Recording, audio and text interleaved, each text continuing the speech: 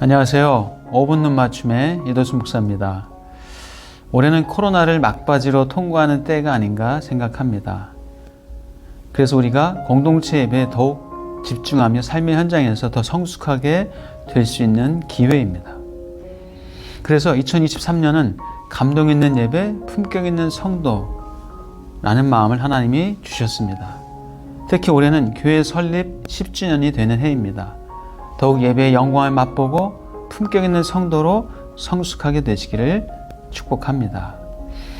그러므로 형제들아, 내가 하나님의 모든 자비하심으로 너희를 권하노니 너희 몸을 하나님이 기뻐하시는 거룩한 산 제물로 드리라. 이는 너희가 드릴 영적 예배니라. 너희는 이 세대를 본받지 말고 오직 마음을 새롭게 함으로 변화를 받아 하나님의 선하시고 기뻐하시고 온전하신 뜻이 무엇인지 분별하도록 하라 말씀하죠. 자격 없던 우리가 구속을 받아 하늘나라의 자녀가 되었으며 백성이 되었습니다. 그러므로 구원과 은혜와 큰 사랑을 받은 우리의 몸을 거룩한 산 제물로 드려야 마땅합니다. 우선 거룩한 제물이란 정결하고 깨끗하고 흠이 없는 제물이겠죠. 구약의 동물 제사를 생각해 보면요, 동물들을 가지고 올 때 온전하고 흠이 없고 정결한 거룩한 제물이 되게 온전한 동물을 가지고 왔습니다. 그리고 드리라고 하시는 것은 예배하는 것은 받는 것이 아니라 드리는 의미입니다. 물론 하나님은 더 크고 놀라운 것들을 주시는 분입니다.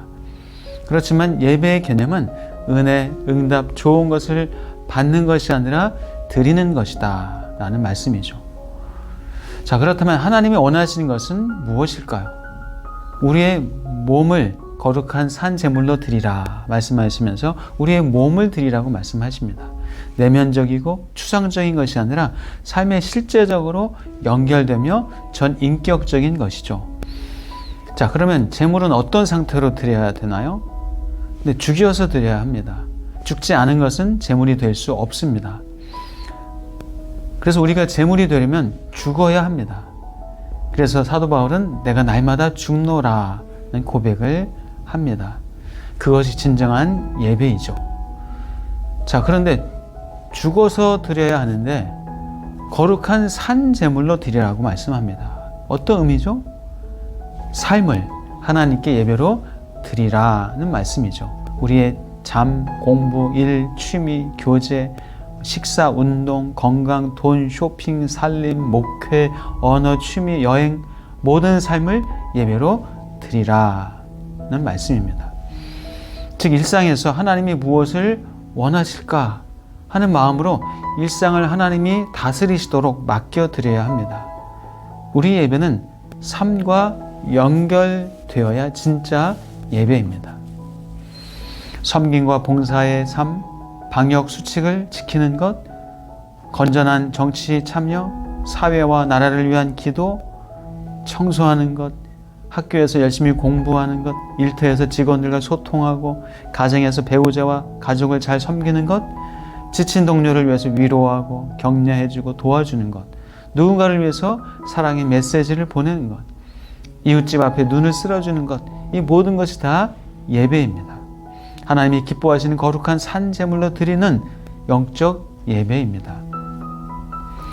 그러면 우리가 모여서 드리는 공동체 예배는 뭔가요? 우리가 모여서 드리는 예배는 삶의 예배를 가능하게 만듭니다. 함께 모여 드리는 예배가 없다면 삶으로 드리는 예배도 없습니다. 공동체 예배는 그리스도인의 삶을 실제적으로 살 수 있도록 힘과 능력을 공급받게 되죠. 공동체 예배는 우리가 예수님을 닮아 세상에서 제물로 드리는 삶을 살게 해 줍니다. 공동체 예배에 참여하는 것은 그래서 그리스도인으로 살아가는데 필수적인 것이죠. 너희는 이 세대를 본받지 말라라고 또 말씀합니다. 세속적인 가치관이나 생각을 따르지 말아야 한다는 말씀이죠. 오늘날 시대가 세상 쾌락을 추구하고 명예와 권력과 돈, 이것이 행복의 기준이 되어버렸습니다. 그런 가치관을 따르지 않는 삶이 이 세대를 본받지 않는 것이죠. 세상의 것들이 필요가 없다는 의미가 아니라 세상이 우리의 주인이 아니라는 것입니다. 세상이 우리에게 행복을 주는 주체가 아니라는 것이죠. 자, 그리고 마음을 새롭게 함으로 변화를 받아 말씀합니다. 삶의 방향의 근본적인 변화를 의미합니다. 즉 가치관, 세계관, 인생관의 변화를 말하는 것이죠. 세상은 세속적인 곳이라서 피해야만 하는 곳이 아닙니다.